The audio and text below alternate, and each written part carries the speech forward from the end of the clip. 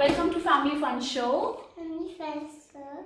And we are back with one more interesting activity today for kids. We are doing pulses craft activity. We will be using different kinds of pulses, basically colored pulses. I have taken pulses here. You can use any other colored grain as per your choice. Glue, a brush to spread the glue.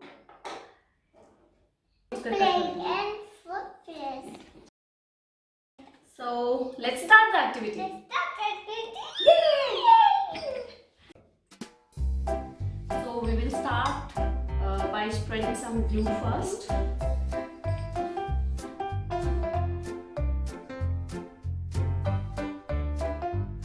I'm using a paintbrush to avoid the mess.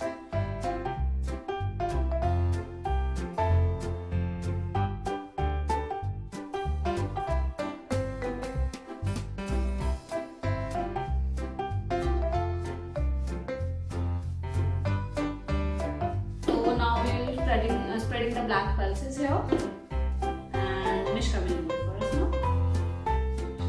Take some pulses and spread it over the glue. Over the whole circle. Take some more. Take some more, Mishka. It's okay. Take some more.